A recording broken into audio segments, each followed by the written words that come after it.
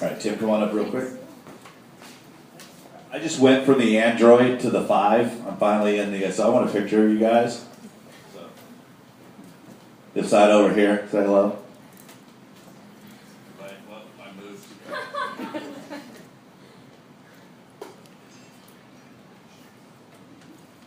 Oh, if anybody's not supposed to be here with the person you're sitting next to, raise your hand, I'll blur your face out. Hey, Rick, that is a 5. I'll show you the panorama thing later. Perfect, I need a tutorial. You just go right. No, I need all kinds of help with this. All right. So, thank you guys for coming out. This is an awesome crowd. Wow, big, too. How many people are here for the first time? Wow, awesome. Really? We keep saying that. So either we're pissing a bunch of people off that leave to make room for the new ones, or folks are traveling. But where did you guys hear about it from? Facebook? Young Entertainment Professionals, or where? Yeah. A lot of you from there? Okay. Most of you? Just No? shopping. You were just shopping here? Awesome, cool. They have a great tank top for $290. So. Or you get the ensemble. There's a $235 on the t-shirt, or the t-shirt, and then a jacket for like $400. It's crazy. Exactly. That's why we're sitting. Well, for whatever reason you're here, we do appreciate it. I know, like Jess is in town visiting from Florida. She's a Blueprint member who's up and went to ASCAP and hung out with Renee. And, you know, Tristan, thank you for stopping by. I ended up seeing him again at a luncheon I did with Vinny Rivas. And Vinny could not be here tonight. He's not feeling well. But if you go to Indie, I-N-D-I-E, Connect.com, he's got a fantastic website. And they're doing these luncheons that are pretty cool. And it's just opportunities to network. And that's kind of what this is. This is an opportunity for you to get to know about other artists in town that are on the same journey that you're on. This is an opportunity for you to maybe hear a song that was played earlier and go, wow, I really like the way that person, maybe we can write together. This is just a way to know that you're not alone in what it is that you're trying to do. And whenever we meet interesting people, we like to bring them, and that's what brings me to this guy. And then after Tim and I talk for a little bit, I'm going to share some things that are changing in the industry that might be helpful to you, answer any questions that you might have, and then we get booted out of here. So I had an opportunity. I work with Momentum Label Group, which has an artist by the name of Rochelle Lene. And Tim is her booking agent, and we met up for coffee just to kind of chat. And when I heard his story and the commitments that he made to come to Nashville, it reminded me a lot of the commitments that you guys make to come here. How many of you are artists that are wanting to make it in this town? You came here for that reason. Okay, how many of you came here because you just want to be in the business but you don't really know where yet? Okay, there's a lot of that's out here. And this is an opportunity for you to maybe hear a story and go, wow, wait a minute, I kind of have those same thoughts or talents or things like that. So tell us a little bit about, first off, where are you from? What got you here? I want to most specifically know about what you were doing, the sacrifice you made to get here. And I just want you to tell them your story because I was blown away by it.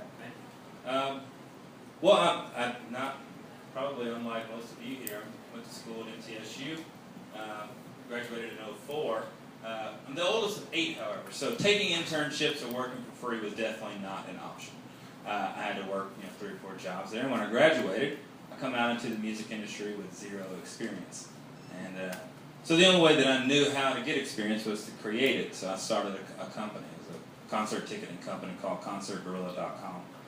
And it did well enough, thank goodness, with some smart business partners, that it grew over the course of time, and I was able to sell it.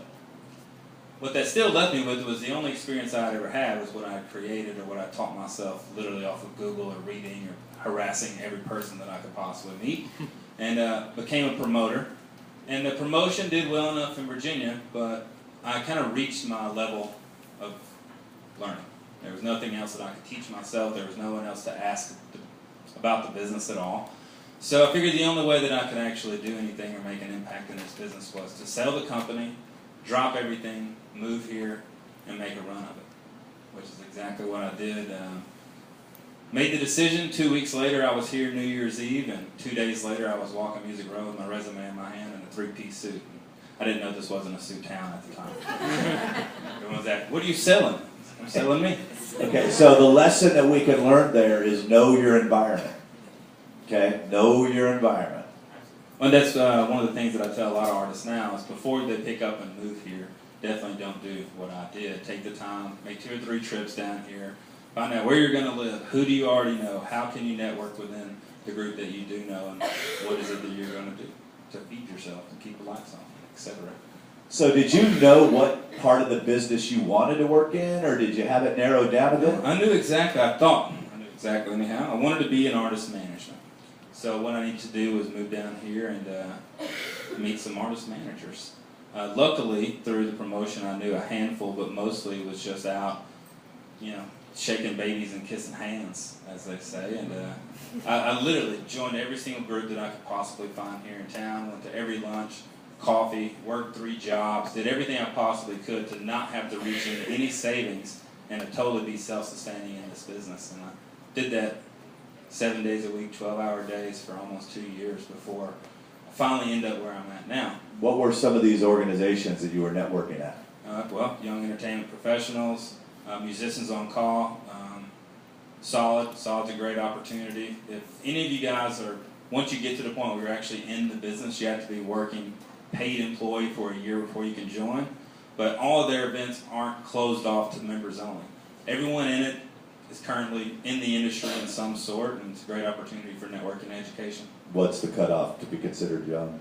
There is no too young. You just got to be paid for 1 year. You got to have a real gig, no internships. You got to have a real paid gig to join, but you don't have to be to show up. All right, so a 46-year-old could be a young entertainment professional? Hey, Doke's in it. Oh, then I got plenty of time. But it helped a lot. Okay, so you thought you wanted to be in the artist management side. Yeah, and I gave that a shot. Okay. I worked at Joe Diffie's management company for a little over a year and a half, and realized that I was still better suited for sales. I like to deal with people. I like to talk with people one-on-one, and through the relationships that I've built over time here in this town, a door opened for me to make the transition to the agency I'm at now. And just because I'm quote-unquote have a real gig in the business doesn't mean that I've let up at all. I'm up at 8 making phone calls. I go to work, leave, go network, go to a show, find new artists, go home, work till midnight every night. So did you walk into your 6-figure agency gig? No, absolutely not. Okay, what? So that just With an agency. Explain to them a little bit how an agency works, where you're at. Let's go back. Does everyone know what a booking agent does? Does anyone know what a booking agent does? Okay, a couple of them. 3 people. All right, that's normal. That's the good. normal Yeah, answer. that's good. Yeah, that's the normal answer. It's definitely not Ari Gold, and it's definitely not Jerry Maguire, but it's somewhere in that world, right? I get to talk a whole lot and build a lot of relationships, but what an agent's job to do, a booking agent's job to do, is to get musicians gigs. Now, a lot of people think that's the manager's job. You'd be surprised when I ask people, hey, what's a good manager do? And they're like, gets me gigs. I'm like, no. Talks to your booking agent a lot who gets you gigs. Absolutely right. And the responsibility of that agent is, so a lot of times there is no manager. So an agent will play that role and help develop an artist or meet people, introduce them to people that can help develop artists and develop them as their brand and who they are as an artist. A lot of folks just know they love to sing. Okay, so started a business, sold your business, put your money in savings, worked your tail off, thought you wanted to be a manager, now you know you want to be an agent, you're working for the agency. Mm-hmm. I always hear people in this town say, man, if I only had an agent. Are there enough agents for the number of artists that are in this town that could keep them all working? Absolutely not. And why is that? Well, as a new artist, when you're up and coming, to be direct with you guys, there's not a lot of value there because there's still so much development that has to go on.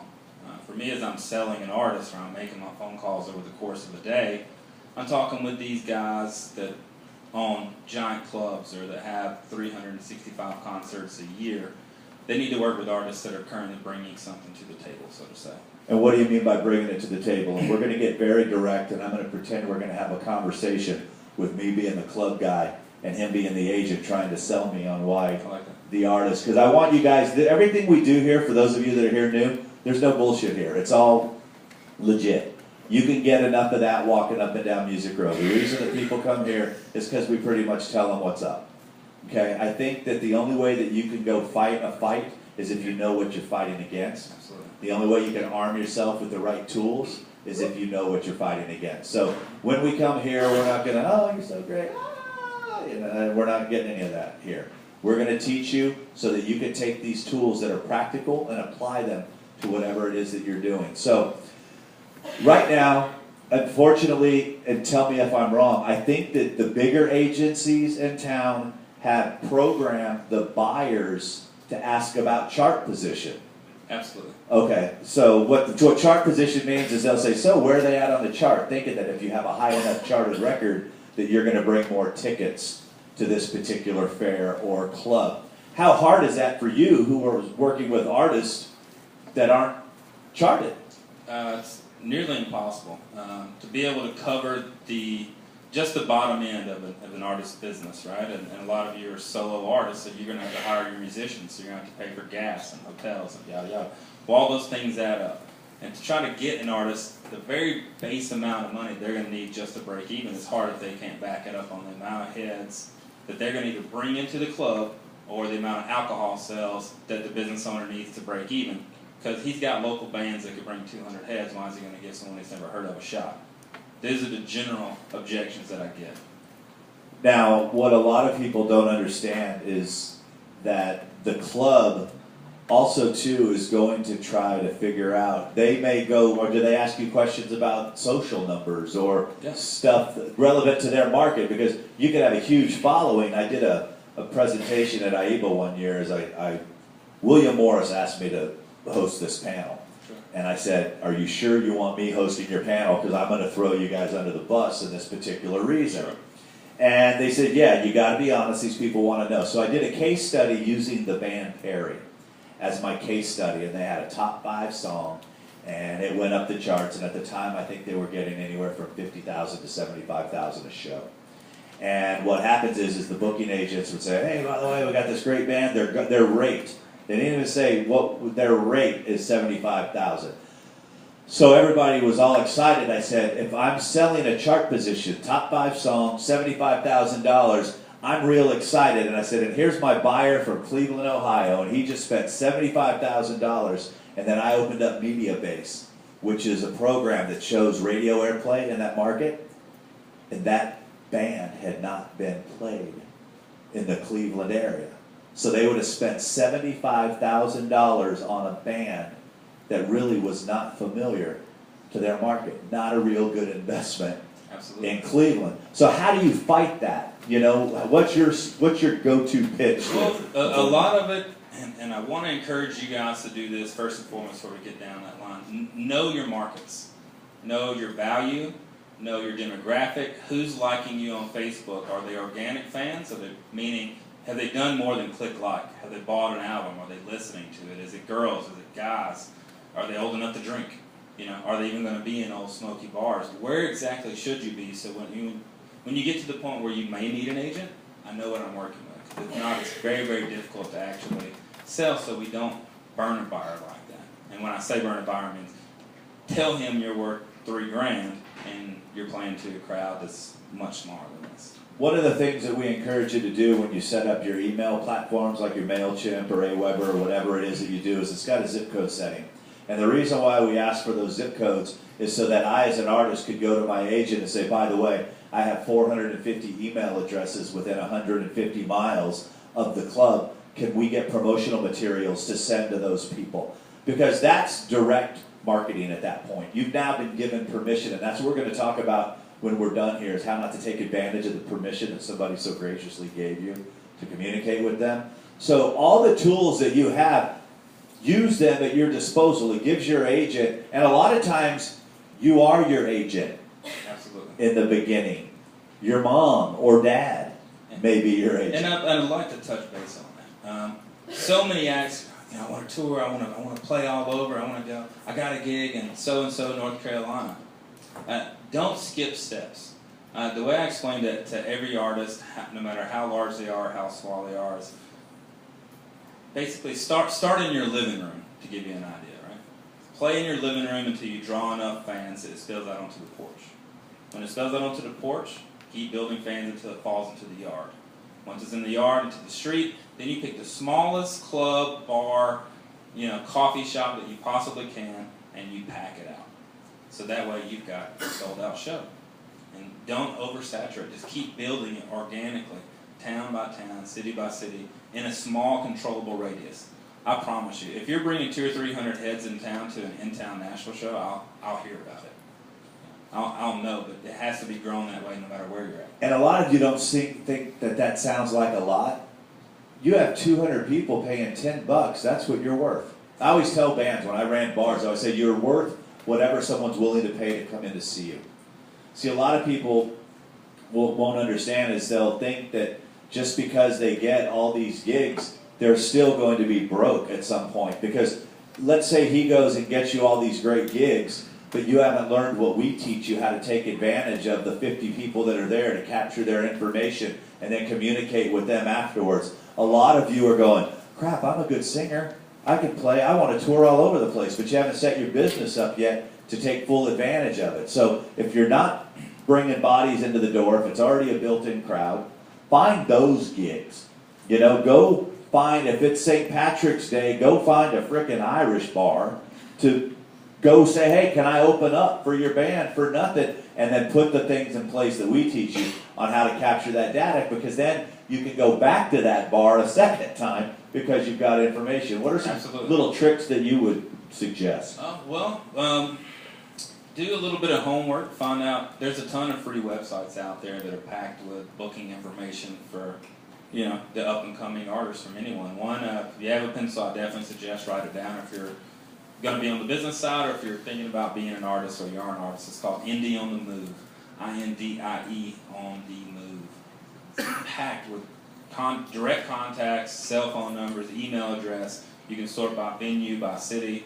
It's a great, great help. And there's tons of clubs just here in Tennessee without even leaving the state or the city that it really opens doors up. I always tell people, put a dot, go out 300 miles, and feed yourself within that. Absolutely. Get good in that area. Because what happens, we're actually going to do a show this week. I'm driving the van. 1,400 miles round trip. Driving from here to Buffalo for a 45-minute slot before somebody. That's a different scenario because it's a radio station that's involved with this thing, but the artist is having to cover, because trust me, you can't get 7 people in a van thingy for $2,000 up and back. Definitely. That's called tour support.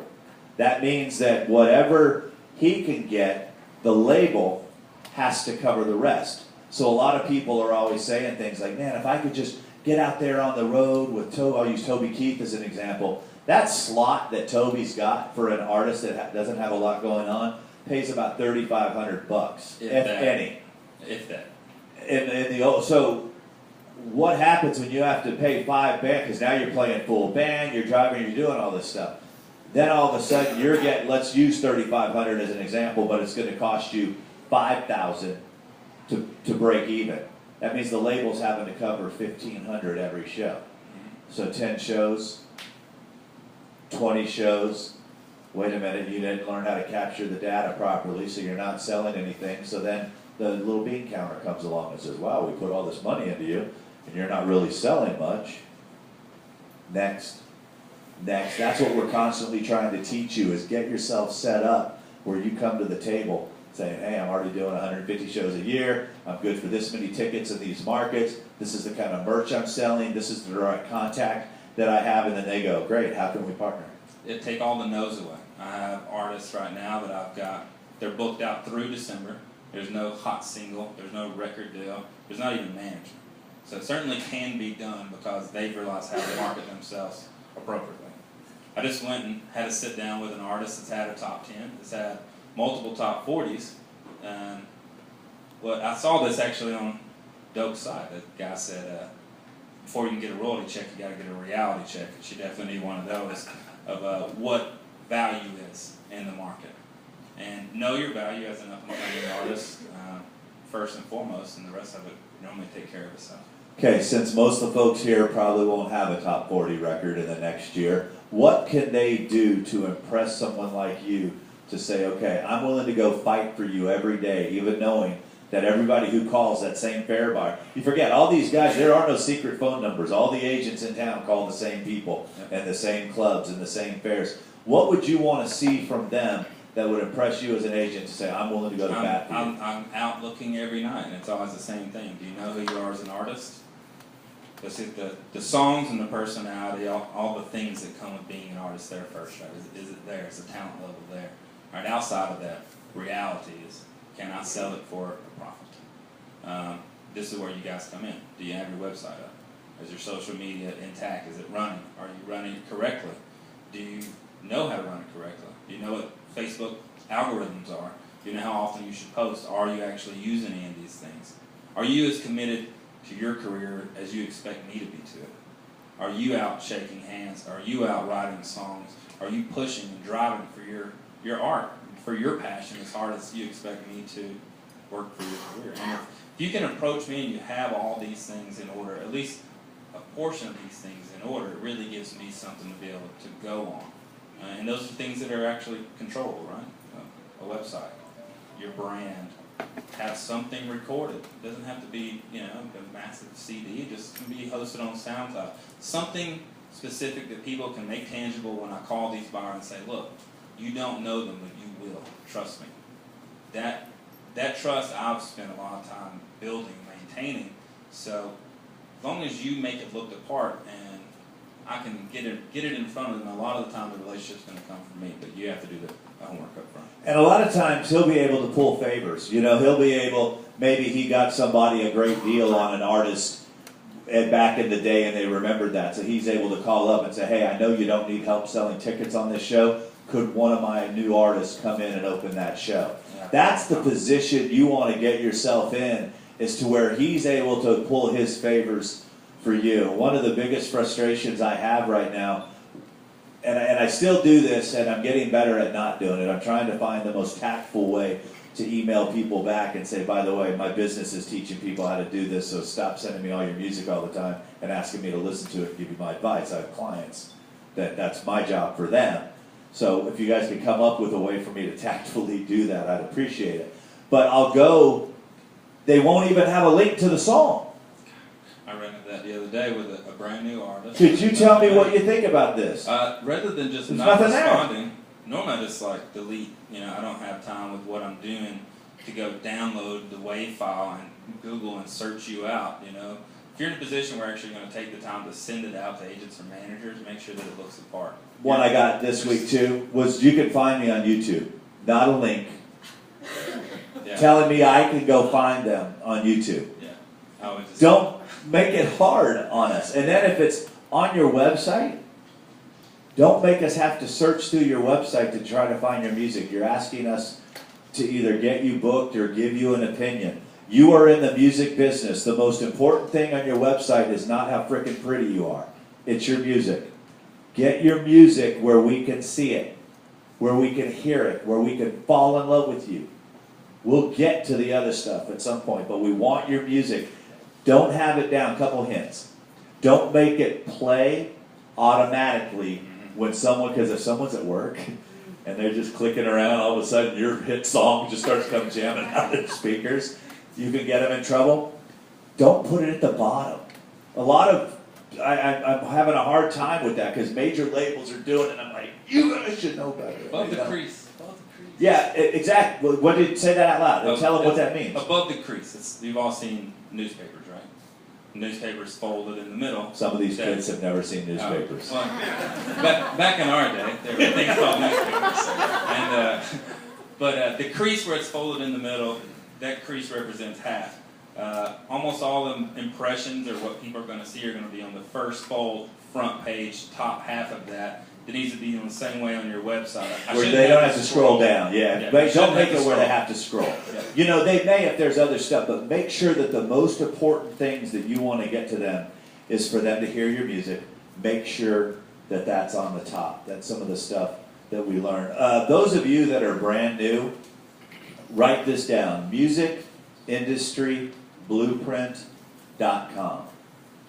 That's my website.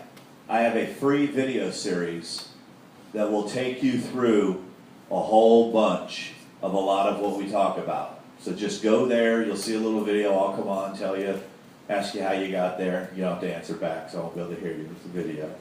But pop in your, Just been shooting you've been talking to well, them. whenever they send me, here's my, WAV files. Why do they call you Download. TJ? Ask my mom. I don't know. Okay, It's kind of yeah. been there since, I have a thing that says, how did you get here? Timothy Something- Jr. Okay, it's like TJ, like, whatever. Hey, no, these artists that have been sending me, here's my stuff, check it out, go find me on YouTube. I just been sending them directly to you. I'm like, go do your homework and then email me again. What it is we just give a chance for you to get some education. It really is, to kind of tell you a little bit about the business that you're getting into. You know, it's like you wouldn't go into any other business without learning about this business, and not everybody can get to Belmont or get into Belmont or MTSU or have the means to. I mean, I'm a GED kid. I had to get all my information School on the of Hard Knocks. streets. That, and now it's like I'm involved in everything. I mean, I'm buying program after program and learning, and you do not want to be in my brain right now. I mean, I spent this weekend building a members site. I already have, and everybody's going, but wait, you have a member site. Yeah, well, I found one that's cooler, that's going to be more helpful for the artists that are members of the Blueprint. So I went and built this thing, and my wife got so, I'm like dragging videos and doing all this stuff. But I'm always out looking for the best thing for you guys. I have a member site right now where you go in and how to build your brand, all this kind of stuff. People pay to get in it. So then I found this one. I became members of a couple sites. There's a website called the Experts Academy that I'm a part of. And I loved the ease of use of their program. What I loved about it, and what I love about it for the folks that are in the Blueprint, is you get to build your profile and put up your Twitter, your Facebook, your website, and you get to start communicating with other members. So now you're able to start building relationships with other artists, because I've got artists from all over That's awesome. the world that are in it, but it also allows you to ask questions, post suggestions. Maybe you see a video and somebody answers it away, or you go and you like this person, they can directly. So all we're doing is building communities. It's basically what we're trying to build for you guys. So go check out the website, grab yourself some information. But the things that you're talking about, I think, are very important, is knowing who you are first. And that's the first thing that we talk about, is what's your brand? Who are you? Does your music, your personality, and everything about you represent who you are, and does it show in your music? So those are the tools that any of you, how do they get a hold of you? You can email me. It was on the Facebook. Most of you saw it on Facebook. You can always contact me through there. It sounds like What's your Facebook? Tim TJ Dre, or you can Google Artist Events Inc. Nashville, ARTIST Events EVENTS Nashville. You can. My email address is right on there. Shoot me an email if you have to, and I'll forward you. One of the reasons I wanted to come speak to this is because I enjoy the teaching aspect as well. I don't mind to try to fit in questions that I can. And the problem I find is that most people don't actually email me and ask. I'm opening the door, so feel free. Well, I would like to find out now. Does anybody have any questions for Tim while we're here? Yes, ma'am. So I guess realistically, for an independent artist that does everything themselves, is email the best way to approach someone like that, or do you get so many that you just like? Well, like an agent? Right. What's the best way for an independent, self-run artist to approach agencies? I get that sometimes. A lot of times it's other artists either that I represent or someone else within the business. So one of the things I would suggest to any of you guys, whether you want to be on the business side or the artist side, is grow your social circle. You never know who's sitting beside you that I may be friends with, or he may be close to. You just never know in this town. Right. So so email is the best form for her to get a hold of you versus Facebook versus. Right, yeah. Oh, you mean specifically to ask me a Well, I question? meant across the board. Oh, to Like, any if I agent. just looked up someone's email, I found it online. Is it really realistic for an independent artist to email them? I mean, it's as realistic as anything in this business. I mean, why not? If they see it and they read it and they dig it, they might get back with you. I've had some that I just automatically delete, and then I had one that I went to the other day that I wouldn't have, but I had a cheeseburger in my mouth, and I clicked on it, and the website was there, and the songs were there, and a kid that lives in Florida is now coming in next week to sit with me. I'm probably going to sign him. So it does happen. You also want to get creative in your subject lines. You know, one of the things that I've learned basically through a class that I'm taking is if you start getting emails from me, you're going to see whatever it's about in brackets. it tends to stick out when people are looking down all their emails. So they're this simple, whatever that is. Yeah, so if I'm sending you out a new video, it'll just in brackets say video. Or if you put it in, it says booking. Or I have nude pictures of you, and they're going to open it. So, you know, whatever you want to do to get creative in the subject line. But then once you get in that, don't do like Dear Sirs. Research who it is and talk to them. You know, hey Rick, I'm an artist from Nashville. I've been following what's going on at your club for a long time. Matter of fact, a lot of the bands that you have play there, I have in my iPod. You know, by the way, I would love to send you my music for possible bookings.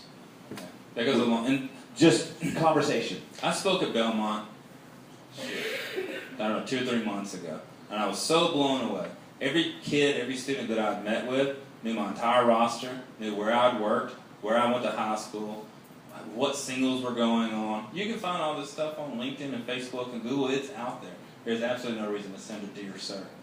You know, No, you want to show that. Yeah. And it needs to be personal, because if I open it up, you may just carbon copy me and 50 other agents.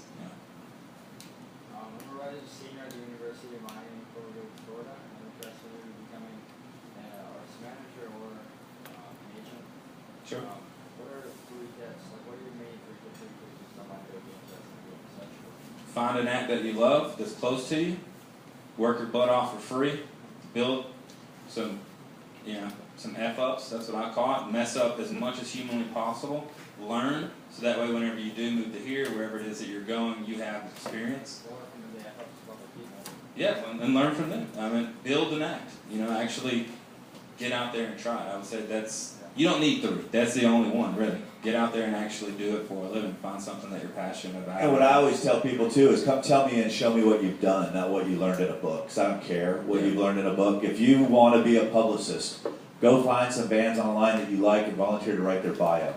Go to a band in your town that says, hey, you've got 10 gigs, can I do tour press for you? And all that means is contacting anybody in that local area that might promote that show. Then you can come to me and say, hey, I've been doing tour press for the band Gage. Sure. Then I go, wow, okay, this girl's got some experience, or this guy. If you want to try to be a booking agent, find your local band and say, can I help get you gigs? And then go to Indie Connect or Indie on the Move, yeah. Indie on the Move and start calling people. Ladies, thank you for showing up. We appreciate it. Yeah, I promise you, no bands go, I don't want any more gigs. So yeah, just find some that you like or that you dig down in and say, look, you don't have to give me anything yet. Let me show you what I can do. Then maybe you can learn to make a little I always tell people when I go speak at colleges, I said, come look at the clients that I have and tell me what you can do to help them. Yep. And we'll find a way to put you to work.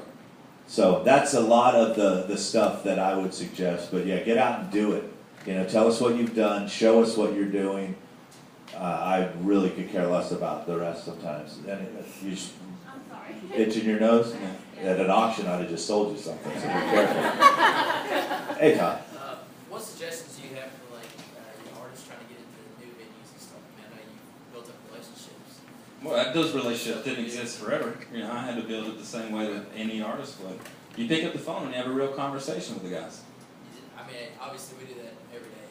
I get off work and we come home, call me, and you just left and right. And some, a lot of times they don't answer. Right. Yeah. That's what you run into. It's Yeah. an email. It's no different on our side. Also, too, is you can go to your if you start building relationships with your fans the way that I teach you, you're going to have direct contact with them. Have them go tell the frickin' bar owner. There's nothing better than a person who spends money at that bar, drinking every night, to bring them a CD. Absolutely. Say, me and all my girlfriends would be here if you booked this band. There's a ticketing website that just opened up here in Nashville, and what it does, it's like, you guys are familiar with Kickstarter? All right, it's the same premise. You can go to a new market and say, put, August 16th is your date that you want to play, right? You set your goal at 150 tickets. Your fans only get charged if you reach 150 tickets. So that way you go to the bar and say, look, I've already pre-sold 150 tickets in your town. You gonna give me the date or not? If not, I promise you the guy across the street will. Lowers their risk. There's zero risk on the buyer, and you've just proven your draw. I promise you he'll answer the phone. Now, before you say, but I don't know anybody in that town, every bar that's worth anything has a Facebook page. Yep. You need to go in and start friending those people. Then you're like, wait, my band page won't let me friend people. Then friend them with your personal page, because you're getting in the music business, you have nothing personal anymore. My personal It page is, is covered. you have to have it to get in, but if that allows you to go click on 75 people, and if you set your business up right the way that we teach you, and it says Gage Band or whatever, if you've got your, I'm Todd and I'm in the band Gage, then whoa, okay. So then how about if the band's got 5 people, all of a sudden you get 5 friend requests from the same freaking band, they are going to go figure out who these guys are talking about. A lot of And times, if you got your website set up right, they're going to hear your music. and a lot of times you can do. I find that smaller bands can switch open. Find another gig that if some other band is gigging there, and say, hey, I'm in Nashville, you're in Atlanta. I'll do an in-house gig here. I'll promote the hell out of it. You do the same thing there, and we'll switch. I mean, there is no box in this business. It's as creative as you want to be. So don't limit yourself to just picking up the phone and them ignoring you. Control what you can. Now, if you're young, you can't get in bars, and you don't have that opportunity, I would start doing house concerts. Absolutely. I would start, right now, there's this kid, Jacob Whitesides, who's getting $3,000 to do a Sweet 16 birthday party because he's been Skyping and Ustreaming with people. There are young people out there who have impressionable parents that will do anything for their little angels and their little boys when they say, I want that person. Because when you're on YouTube, you're famous to them. When you have a hot-looking website and it's got music and everything, you're famous to them. Start building those relationships. House concerts are great. If you're trying to get better at your performance, nursing homes are wonderful. They love people, and they don't usually talk back. And I say that out of all due respect, but you put a smile on an elderly person's face. Most of the time, especially around here, their kids don't get a chance to come see them, or their grandkids. So you're getting a captive audience to become better performers, and they're getting the joy That's how of I got having my start someone. in booking. Was that? Yeah, when I was 8. You were booking funeral homes? Or Yeah, not nursing homes? No one claps there. No one talks back, right? No, I was 8 years old when I called up and I'd go put on a lip sync show at Old Folks Home. Oh, but I was booking myself. I had my son was doing some If I could magic book at 8, tricks. you guys can do it. Yeah, so he would go and do his magic tricks, and it's just, and it seems, well, I don't know that Keith Urban ever had. Well, you're not Keith Urban, okay? So get over that. Let's go get some people. Let all those people that work at the nursing home go back and tell everybody how great Nicole Luntzer was, who showed up and played for everybody, and then they go check out your website, and now you've got fans that would possibly buy your music. You had your hand up? Yeah, I'm just gonna say, when we started playing about 12 years old, we did the VA hospitals in Florida, and it was the most incredible experience ever. We still do them. I made a joke to an artist the other day. He's like, where are you going to put me? I was like, I'll put you at a Piggly Wiggly if I think it'll work. Yeah, she played, Cindy talked about it in the back, they couldn't hear, at the VA hospital.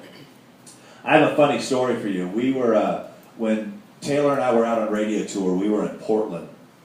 And when you go out on radio tour, radio stations sometimes will put you in the crappiest of places just because they can. So we were playing at an Outback Steakhouse at lunch. And it was on the... They weren't even open at lunch. It was the speak they did for this. So this is a crappy little radio station speaker system. There was no monitors. There were no direct boxes. So she goes in and she plays this thing, and we set up merchandise, and she made this connection at this Outback Steakhouse. We did almost $900 in merch at an Outback Steakhouse at lunch. So that night, I was still working for Big Machine Records at the time, so I went, and Jack Ingram was opening up for Brooks and Dunn. So Jack played his full band, rocket set, did his thing, sold $600 in merchandise. Now Jack used to call me Carney, because my last name is Barker, and I'm a Carney. I just go out and do what I do. So he goes, Carney, why were you late today? I said, sorry man, we had to go do a frickin' Outback Steakhouse. He goes, tell me about that Outback Steakhouse. I said, well, Taylor played the Outback Steakhouse. He goes, do you sell merch? Because he knows if an artist plays that I'm involved with, they gotta have merch. I said, yeah. He goes, how'd you do? I said, $900. He goes, son of a bitch, tell Brooks, Kicks, and Ronnie I'm out of here. I'm going on the Outback Steakhouse tour because I ain't paid $900 for nothing with it. And it was just, but a lot of what I learned about connection came from people like Jack Ingram, those guys from Texas. Because they'll go out and they'll play their butts. Everybody in Nashville's like, I need 7,500 guaranteed or $5,000 guaranteed. These guys in Texas go in, they say, look, we'll play for 85% of the door. And they're walking out with 10, 12, 20, some Aaron Watson, $40,000 nights because they know that and all they think about is being a hard ticket act. How many tickets am I good That's for? all I hear every day. How many tickets are they good for? Yeah, and when you're small and you're upcoming, obviously there's none. So be creative. You got me thinking a second ago. That's good. When I was managing an artist. When I first moved here, it said I was at a management company, but I was also managing a female-fronted rock band out of the UK. And I just wanted to test ideas and kind of just get out there. Had you ever met him? No, just via Skype. And then So you're managing a band that you never. Well, no, we eventually absolutely met him. Yeah, but Kind of creepy. oh no. Well, eventually I flew over there and we got it all together. We got the thing moving. But I told them, they were like, well, we need to grow our fan base. So I found out that Paramore was doing their UK tour. I said, well, what we're going to do is we're going to go on tour with them. They're like, oh, that's great. How is that possible? I said, we're going to stand outside of their lines and we're going to serve hot coffee and have a jam box sitting there with your CD player. And you're going to give out free CDs. Well, we got to make money on that. You'll make the money back. Just give away the CDs, keep people warm, and your female-fronted rock band, it's the same thing. We had 60% weekly increases in social media. We were selling digital downloads like crazy. People were starting to come up and see shows all because they were out there shaking hands, making fans. There are no rules. Yeah, be creative. If you want it bad enough, want it. Don't expect anybody else to do it for you. You know, it's one of the things we talk about. It's you Inc. YOUINC. Period. You Inc. Absolutely. And that's the way you got to look at it. And I know sometimes it's not as attractive. Everybody's still wanting to be discovered. Last weekend I had the opportunity to go to the Brickyard 400 with the folks from Big Machine Records. Because most of you don't know, Scott Borchetta of Big Machine Records is a huge racing fan. He was the truck champion here in town. And so this is how he kind of, I always tell him it's a $120,000 fun weekend for you. But brought everybody in. We had Cassidy Pope was there, Justin Moore was there, a bunch of folks. So here's all these bands that, you know, we're all like, wow, they got to. Not a lot of people really cared except for the ones that wanted to see Justin Moore. You know, it's like, but it was a great opportunity for them to be there. So they were giving people an opportunity to sign up for this thing. And even they were making mistakes in the sign-up thing. It was a double opt-in, which means that the people have to confirm it on their computer, and not a lot of the NASCAR folk are going to be getting back to their computer anytime soon. You know what I mean? Or their pewter, or whatever they call it.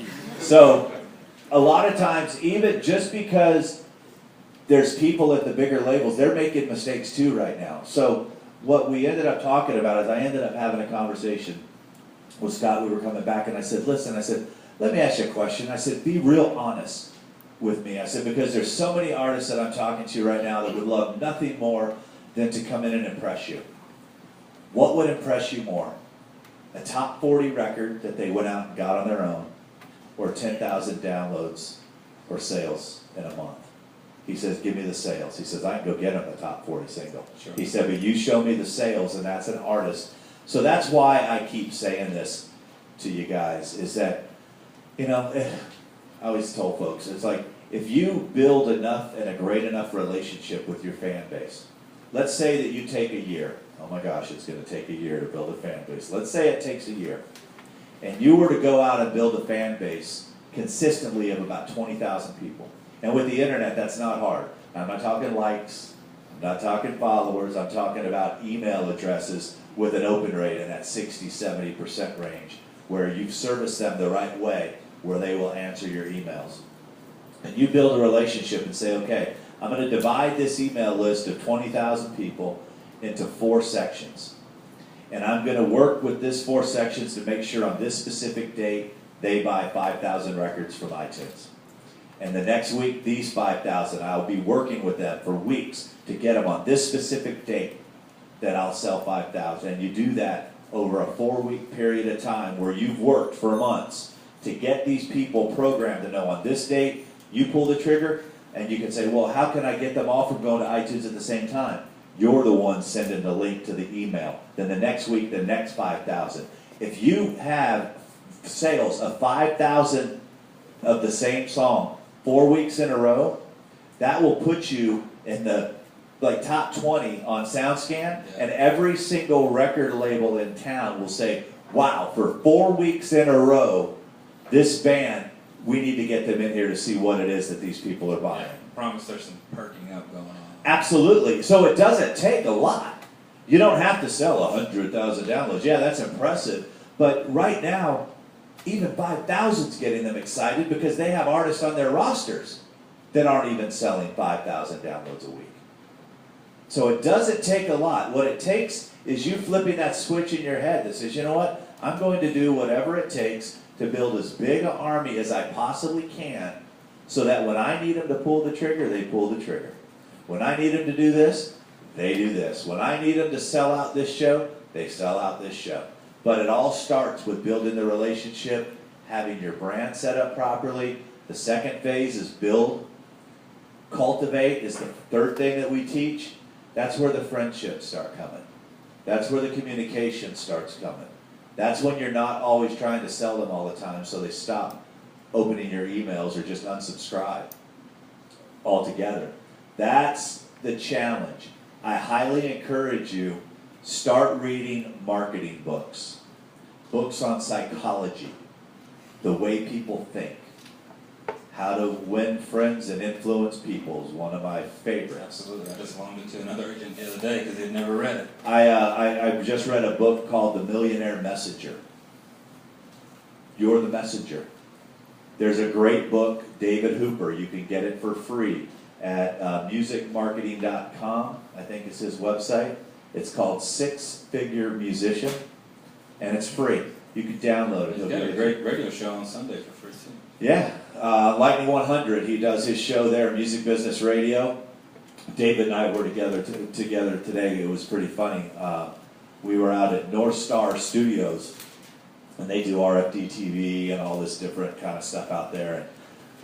They went out because, as most of you know, I have a website, and I've been doing a lot of teaching and shows all over the place. So they were talking about getting proper video to where I said, well, if we're going to do video on me, I need it to be in front of a live audience. I have the hardest time just talking into a camera, imagining people are there. It's back when I was in radio. And it was a hard thing for a while to just think that I wasn't talking to myself and that people were actually listening. So then David and I went to another meeting with the guy who owns it used to be the Colgate Country Showdown, now it's the Texaco Country Showdown. Do you know there's 40,000 people that enter that contest? Do you know how many roster spots are available in Nashville? This is just the Colgate Country Showdown. From all over the world, 40,000 people. That's what you're up against. That's who wants the same thing that you want. Who wants it more?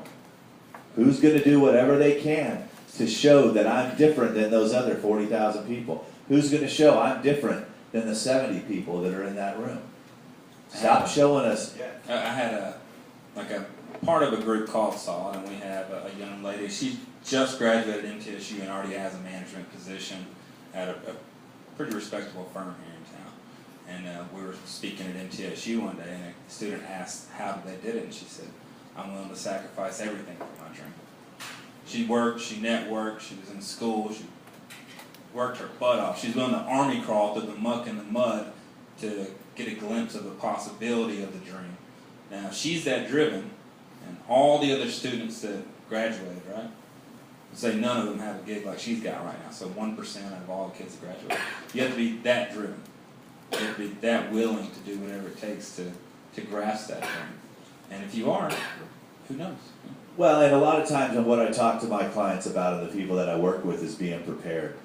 You know, because it's always, everybody goes, oh, the right place at the right time. I've watched a lot of people be in the right place at the right time and then lose their record deal. Yep. I always say it's the right person in the right place at the right time. And my job is to try to help you become that right person. You know, you go to high school, same teachers, same books, same studies. Why isn't everyone the valedictorian? They all had the same opportunity as everybody else, same number of days that they were allowed to study certain kind of things. Take advantage of that and really go after it the best you can. Any general questions, not just Tim related, the only reason I won't get answered is because you didn't ask it. Absolutely. I encourage you guys, reach out. A lot of people don't. I've heard that a lot of like in terms of like power music, record labels aren't doing quite as well. A lot of the power in terms of governing and ruling and just like organizing an artist's life is being transferred now more to the manager and to the agent.